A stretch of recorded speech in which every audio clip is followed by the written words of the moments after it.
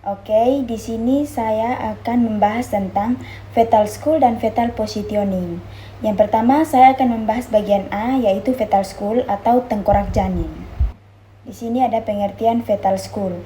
Fetal school adalah struktur tulang kepala janin yang belum menyatu sempurna dan bersifat lentur atau fleksibel. Ini memungkinkan kepala menyesuaikan saat melewati jalan lahir. Berbeda dengan orang dewasa, tulang kepala janin masih bisa bergeser dan bertumpuk.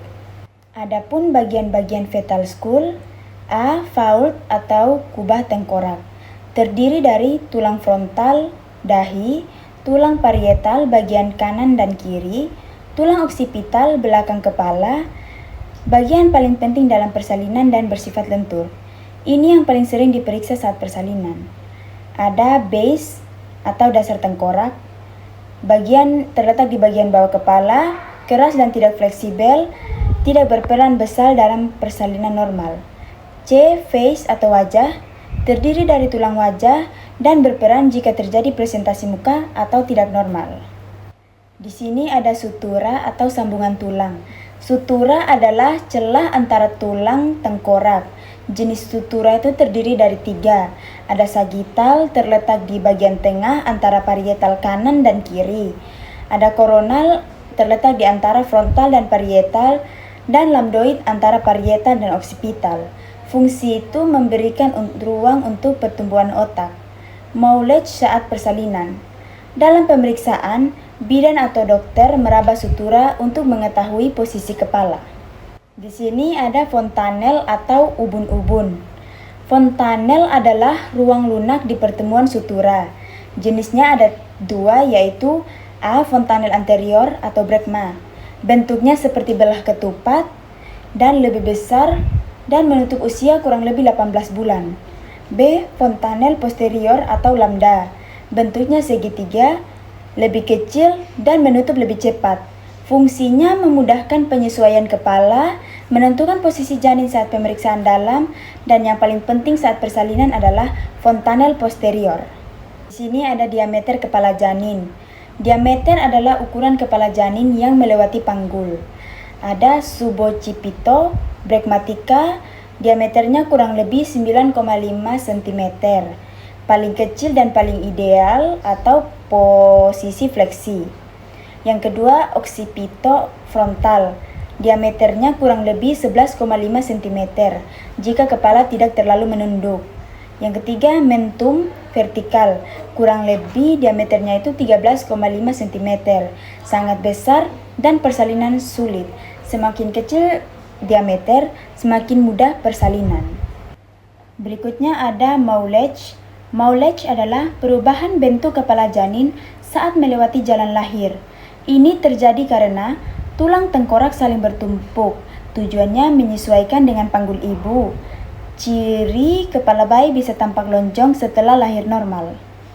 Selanjutnya saya akan membahas bagian B, fetal positioning atau posisi janin. Pengertian fetal positioning.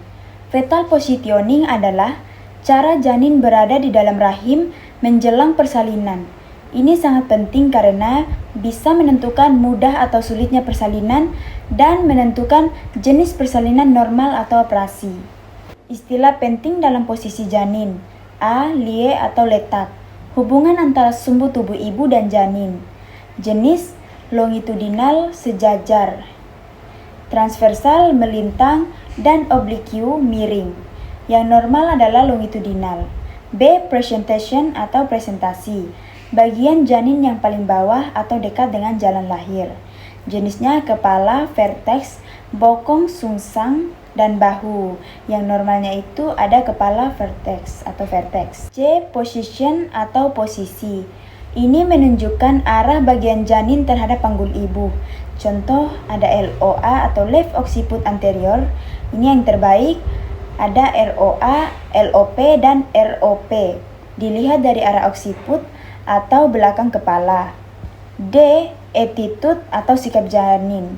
Hubungan antar bagian tubuh janin. Jenisnya ada yang fleksi, normal, kepala menunduk, ekstensi, kepala mendongak. Fleksi sama dengan posisi yang terbaik. Di sini ada jenis letak janin. A. Longitudinal, kepala di bawah atau atas, dan paling sering normal. B. Transversal, janinnya melintang dan tidak bisa lahir normal. C. Oblique, posisi miring dan bisa berubah. Di sini ada presentasi janin. A. Presentasi vertex, kepala menunduk dan paling ideal. B. Presentasi sungsang, bokong di bawah. Dan C. Presentasi bahu, bahu di bawah atau berbahaya. Ada posisi janin atau detail. Dilihat dari arah occiput. LOA, left occiput anterior, kepala menghadap kiri depan. Ini yang terbaik. Ada ROA, LOP, dan ROP. LOA sama dengan posisi paling menguntungkan untuk persalinan atau left occiput anterior. Di sini ada attitude atau sikap janin. A. Fleksi atau normal, kepalanya menunduk, dagu mendekati dada, dan diameter kecil.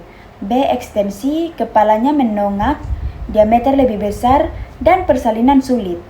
Dari semua yang saya pelajari, kesimpulannya yaitu fetal skull dan fetal positioning memiliki hubungan yang sangat erat dalam proses persalinan.